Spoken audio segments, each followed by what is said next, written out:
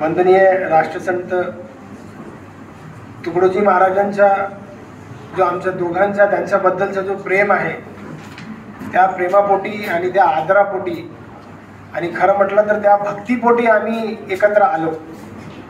आणि जसं सरांनी सांगितलं की आमचा एक छोटासा परिसर आहे चितेगावला, त्या परिसरात पहिला कार्यक्रम आम्ही ग्रामगीता महोत्सव घेतला आणि तो जो कार्यक्रम होता तो बोडेकर सरांच्याच मार्गदर्शनात संपन्न झाला.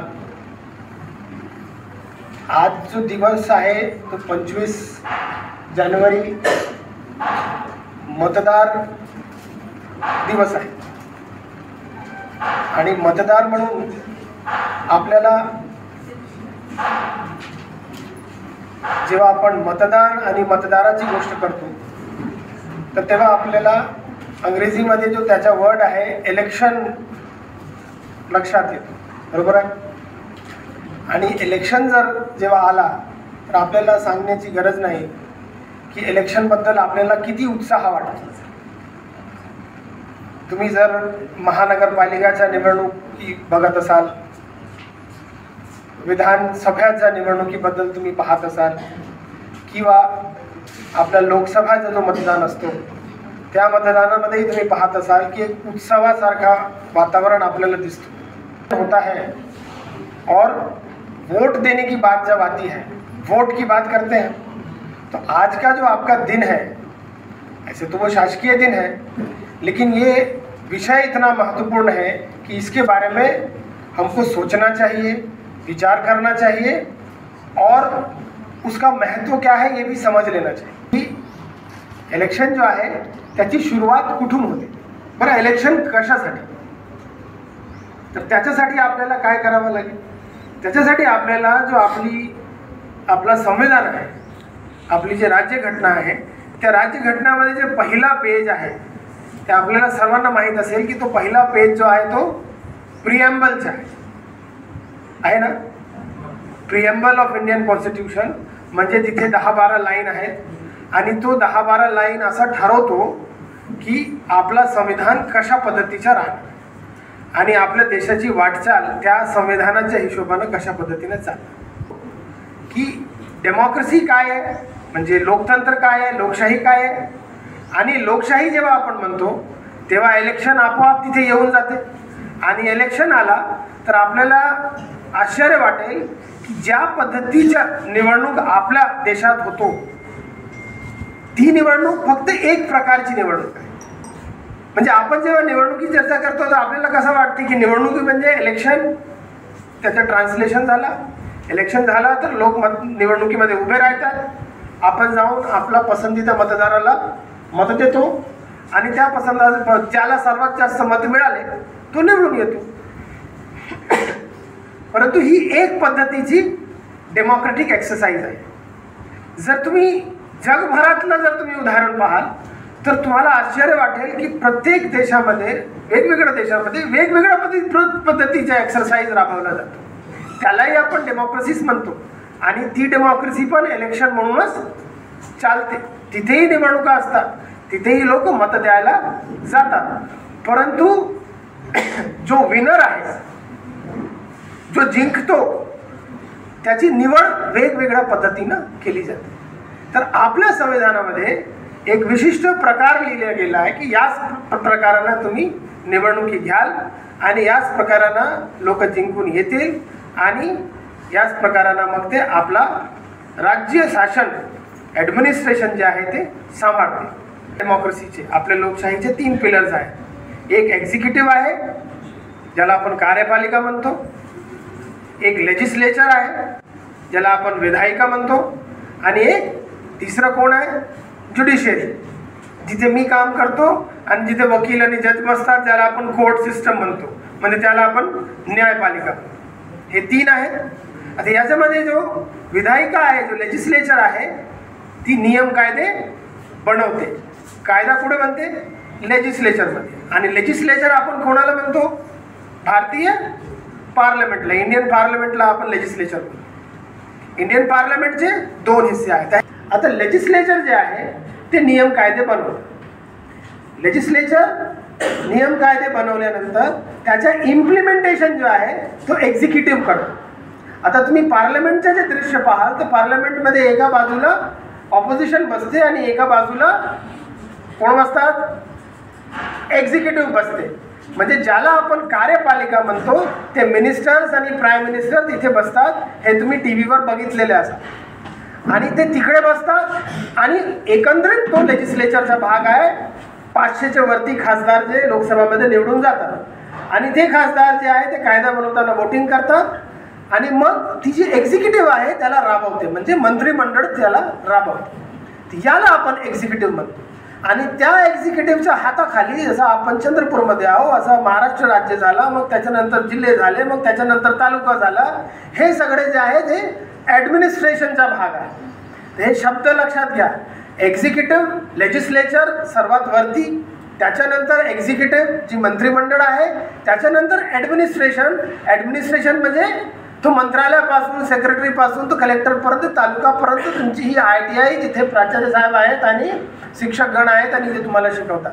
म्हणजे ही साखळी असं आहे जी लेजिस्लेचरने जी कानून बनवला त्याला राबवण्याची जिम्मेदारी एक्झिक्युटिव्हवर आणि त्यांना पुन्हा खालपर्यंत पोहोचून घेण्याची जिम्मेदारी मग ॲडमिनिस्ट्रेशन.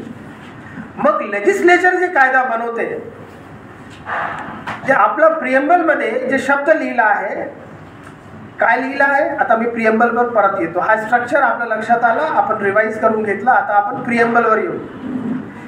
लेजिस्लेचरला जो पॉवर मिळतो नियम कायदा बनवण्याचा, तुम्हाला कोणती नोकरी मिळणार, या ITIला किती शिक्षक येतील, या ITIमध्ये कोणते तुमच्या संबंधित सांगतात, या ITIमध्ये कोणते कोणते कोर्सेस राबवले जातील, हे सगळं म्हणजे एकंदरीत हे सगळं ठरवण्याचा जो काम आहे तो लेजिस्लेचर करतो.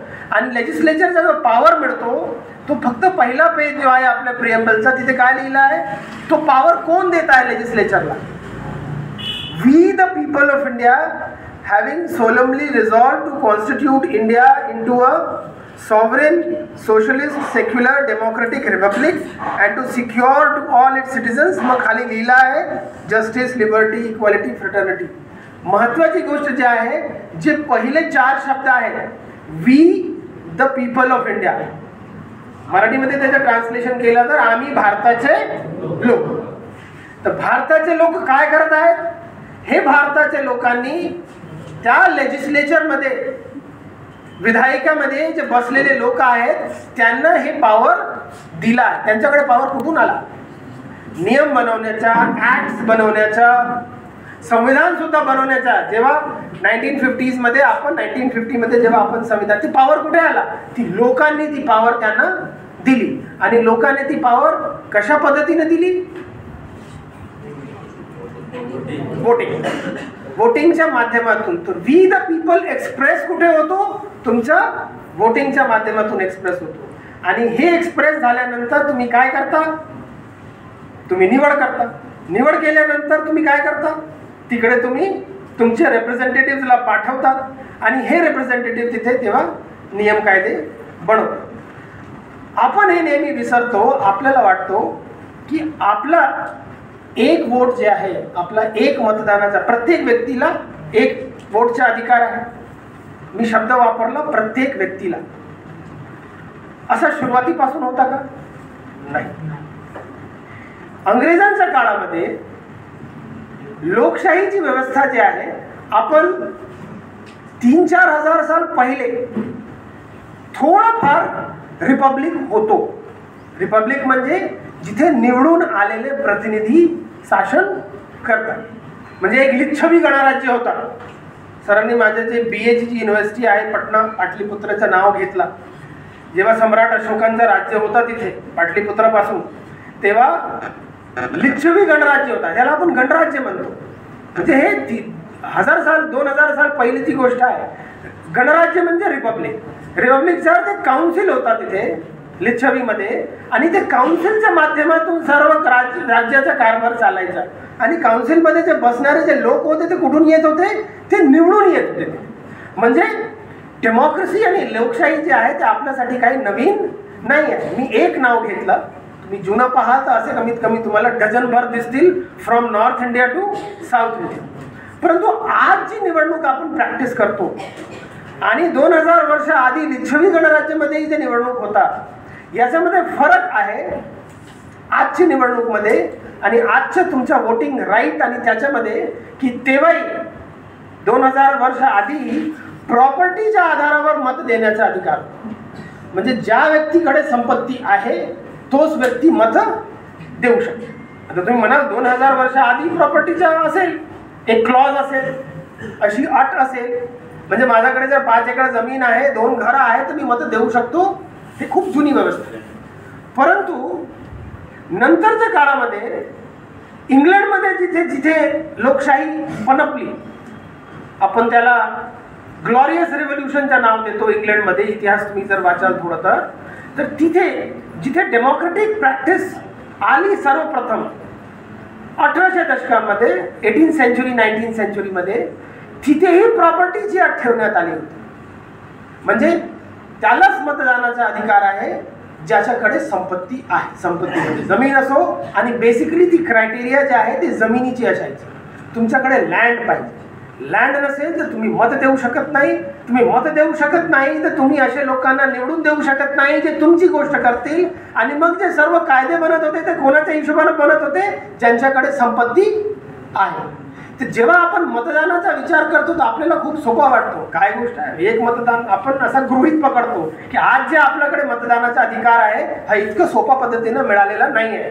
इतर देश आझाद झाल्यानंतर 1950 मध्ये जेव्हा आर्टिकल 324 इन्सर्ट करण्यात आला, आता आपण आर्टिकलवर आलो की आर्टिकल 324 इन्सर्ट करण्यात आला आणि त्याच्यामध्ये तुम्हाला हा अधिकार देण्यात आला की तुम्ही मतदान करू शकता आणि प्रत्येक व्यक्ती मतदान करू शकतो. या गोष्टीला आपण ॲडल्ट फ्रँचायझी म्हणतो. फ्रँचायझी म्हणजे मतदान करणे, ॲडल्ट म्हणजे व्यसक मतदानाचा अधिकार. ही जी ॲडल्ट फ्रँचायझी आहे ते आपल्याला एका झटक्यात मिळून गेली 1950 मध्ये. आर्टिकल 324 आला, संविधान आपण घेतला आणि त्याच्यानंतर त्या दिवशीपासून प्रत्येक व्यक्तीला मतदानाचा अधिकार मिळून गेला. परंतु तुम्हाला हे माहीत असेल किंवा नाही मला माहीत नाही की युनिव्हर्सल ॲडल्ट फ्रँचायझी आणि ॲडल्ट फ्रँचायझीमध्ये फरक आहे. युनिव्हर्सलमध्ये सर्वांना समान मतांचा अधिकार. ॲडल्ट म्हणजे जो व्यसक आहे आणि ज्याच्याकडे प्रॉपर्टी आहे, जी अट मी सांगितली आता. तर जिथे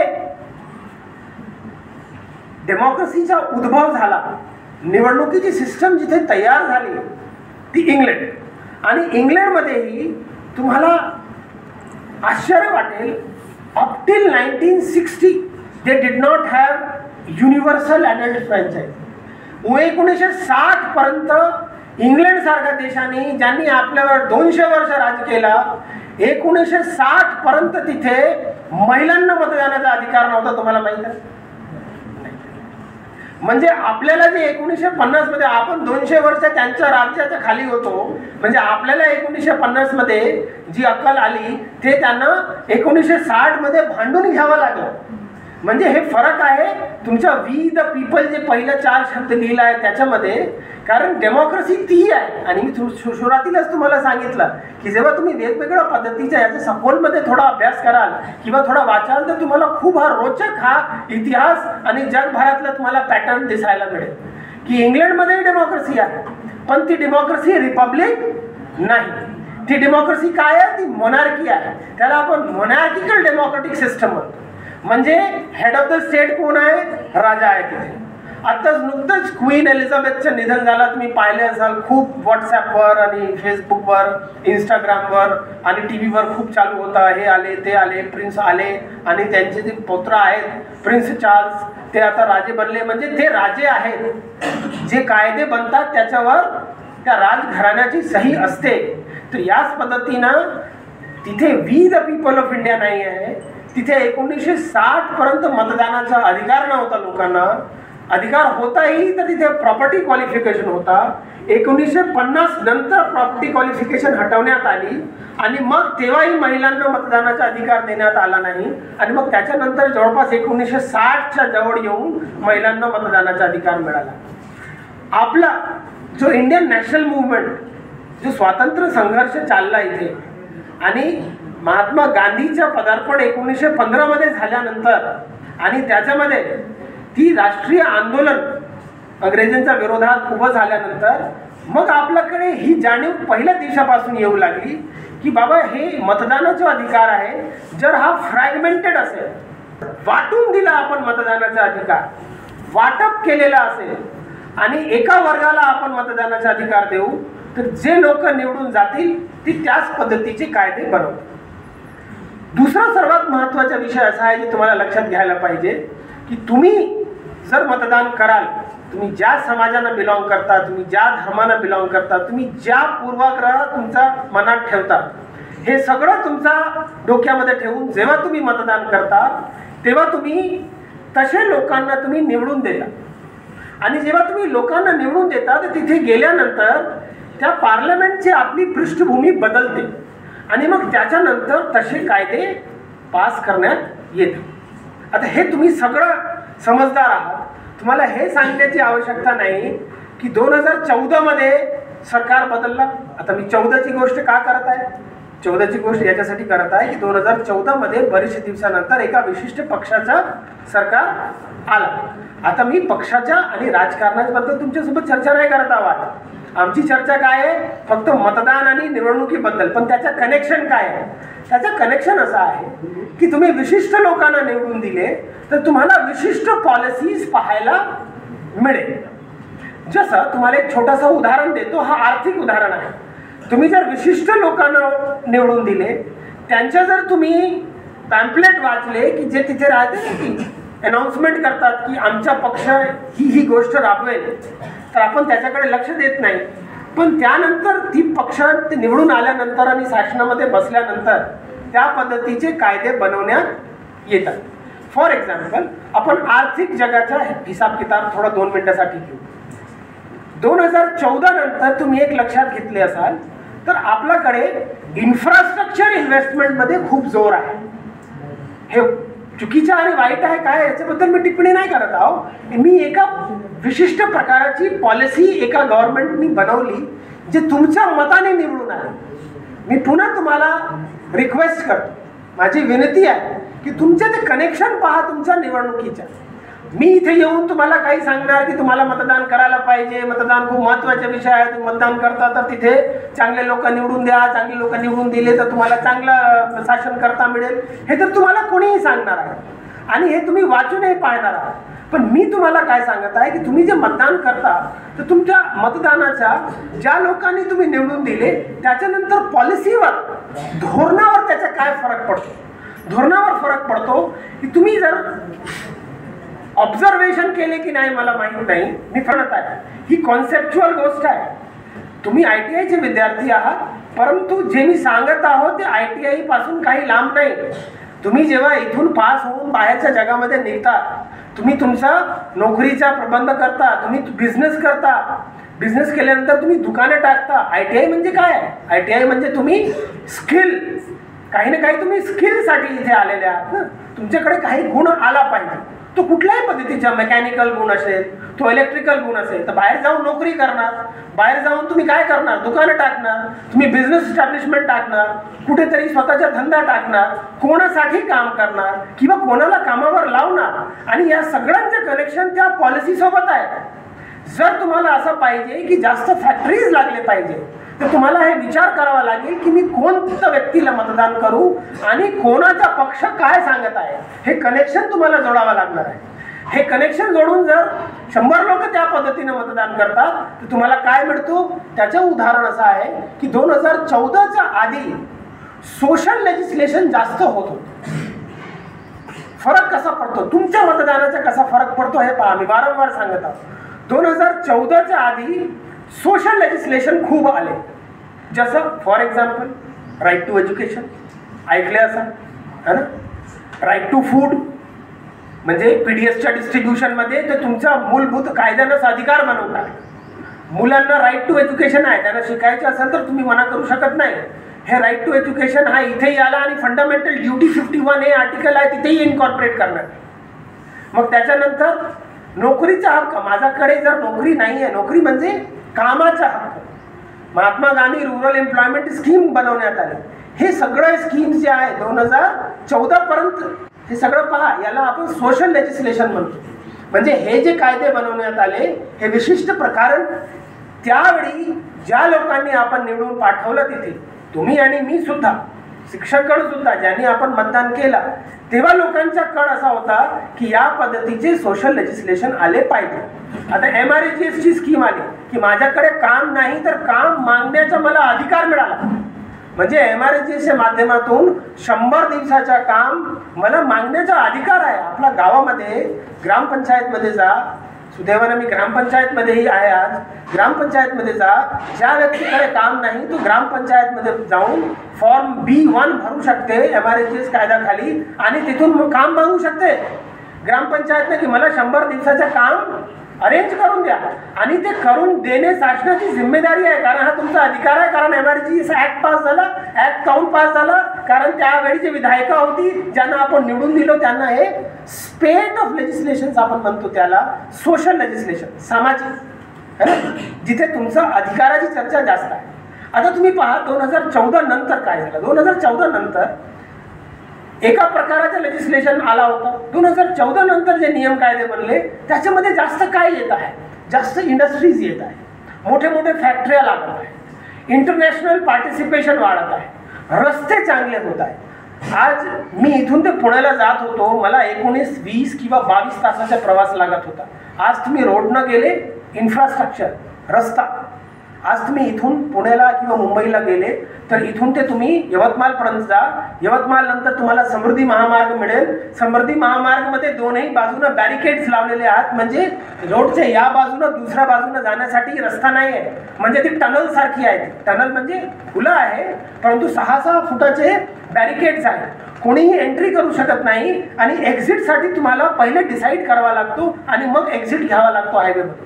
म्हणजे तिथून ते औरंगाबादपर्यंत तुम्हाला आता जे बनलेलं आहे समृद्धी महामार्ग त्याच्यामध्ये म्हणजे ट्रॅव्हल टाईम माझा इथून ते मुंबईपर्यंत जर मला बाय रोड जायचं असेल, माझा ट्रॅव्हल टाईम किती कमी झाला, तो सरळ 23 तासापासून तो 16 तासवर येऊन गेला आहे. आणि आता तो ट्रॅव्हल जो यवतमाळपासून जो अगर तो मार्ग जर इथे एक्सटेंड झाला आणि ते मान्यताही मिळाली आहे त्याला, समजा जर आपला कोपऱ्याचा शेवटचा जो तालुका आहे जिवती, तो जिवतीपर्यंत एक्सटेंड करून तेलंगणाच्या बॉर्डरवर त्याला सोडायचं आहे. म्हणजे तिथून एका व्यक्तीने सुरुवात केली तर चक्क 22 तासामध्ये तो मुंबईला पोहोचतो. तो म्हणजे इन्फ्रास्ट्रक्चर इन्व्हेस्टमेंट. जेव्हा मी चंद्रपूरला आलो होतो 2010, 11, 12 पर्यंत, 14 पर्यंतही मला हे चंद्रपूर ते मूल कमीत कमी 1.5 तास तो प्रवास होता, इतके खड्डे होते. परंतु आज इन्फ्रास्ट्रक्चर ती नॅशनल हायवे 931 म्हणून झाली आहे. आणि सरांना माहीत आहे, तुम्ही गडचिरोली म्हणून येत आता, म्हणजे जिकडे तिकडे सांगण्याचं माझं तात्पर्य काय आहे की जिकडे तिकडे तुम्ही पाहाल तर हायवेज बनत आहेत, इंडस्ट्रीजवर जोर खूप जास्त आहे आणि सोशल लेजिस्लेशनवर जोर कमी आहे. म्हणजे आपण ज्या मानसिकतांना, ज्या लोकांना आपण निवडून देतो ते लोक त्या पद्धतीची पॉलिसीज बनवतात आणि तुम्हाला रोजगारची संधी जास्त उपलब्ध आहे, परंतु तुम्हाला PDS मध्ये धान्य कमी करण्यात आला आहे. लक्षात येत आहे फर्क, तुम्हाला समझता है. मैं ये फर्क समझाऊं सांगने, मैं ये बताने की कोशिश कर रहा हूँ आपको कि आप जो वोट देते हैं वो वोट से हमको यहाँ बैठ के पता नहीं चलता कि वहाँ क्या बदलाव आ रहा है. लेकिन आपके एक वोट से आपने एक पॉलिटिकल पार्टी को चुना तो वो एक रास्ते में पूरी गाड़ी जाती है, वो उमरेड मार्ग से नागपुर जाएगी. और आपने अगर बी पॉलिटिकल पार्टी को चुना तो वो आपको वरोरा भद्रावती मार्ग से आपको नागपुर ले जाएगी नागपुर. ये बराबर है क्योंकि वो घटने में ही लिखा हुआ है कि आपको ले जाना है यहाँ से चंद्रपुर से लोगों को नागपुर. लेकिन कौन से रास्ते से ले जाएंगे ये रास्ता आपका वोट तय करता है. अब आते हैं एक बड़ी इंटरेस्टिंग चीज पे. ये कनेक्शन अभी आपको समझ में आया. हमारे इसमें फिर से मैं 2 मिनट रिवाइज कर देता हूँ. हमारे यहाँ पे प्रियम्बल है, प्रियम्बल में हमने वी द पीपल लिखा हुआ है. इसका मतलब लोगों ने अधिकार किसको दिया है, वो लेजिस्लेचर को दिया है. लेजिस्लेचर में जो लोग बैठते हैं उनके पास कहाँ से अधिकार आता है, उनके पास अधिकार आपके वोट से आता है. वो इलेक्शन लड़ते हैं. इलेक्शन लड़ने के लिए, ये पूरी प्रक्रिया खत्म करने के लिए एक इलेक्शन कमीशन नाम की वस्तु है, वैसा एक पूरा इंस्टीट्यूशन है. इलेक्शन कमीशन एक स्टैट्यूटरी बॉडी है. अब हम बोलते हैं वैधानिक संस्था का मतलब क्या होता है, जैसे आपकी जो ये संस्था है ये वैधानिक संस्था नहीं है. ये महाराष्ट्र असेंबली ने एक कोई तो भी कायदा पास किया होगा या एक गवर्नमेंट का रेजोल्यूशन होगा जिसको हम जीआर बोलते हैं, वो जीआर के मार्फत से एग्जिस्टेंस में आई, ठीक है। लेकिन जब हम बोलते हैं कि एक आधी बॉडी जो है, एक आधी संस्था जो है वैधानिक संस्था है, इसका मतलब उस संस्था का उल्लेख जो है वो कहां पे है, कहां पे है, संविधान में। जिस संस्था का उल्लेख संविधान में है वो संस्था बन जाती है वैधानिक संस्था। म्हणजे उसके साथ अगर छेड़खानी करनी हो तो आपको क्या करना पड़ता है, आपको संविधान को अमेंड करना पड़ता है, तभी आप उसको हाथ लगा सकते हैं। जैसे पहले एक इलेक्शन कमिश्नर हुआ करते थे, सबको नाम पता, टीएन सेशन एक ही इलेक्शन कमिश्नर हुआ करते थे, क्योंकि संविधान में आर्टिकल 326 में यह लिखा हुआ था कि इलेक्शन कमिश्नर एक ही होगा। बाद में जाके वो एक से इलेक्शन कमिश्नर 3 हो गए। उसमें एक व्यक्ति फर्स्ट अमंग द इक्वल्स बोलते हैं कि एक व्यक्ति प्रमुख रहेगा, बाकी के 2 उनके सहकारी रहेंगे। तो जो वैधानिक संस्था है, वैधानिक संस्था में अगर आपको अब ये अगर 1 से 3 करना था तो लेजिस्लेचर को क्या करना पड़ा, कॉन्स्टिट्यूशन अमेंड करना पड़ा और उनको उसके बाद उसमें एक ये क्लॉज डालना पड़ा कि ये 1 से 3 रहेंगे।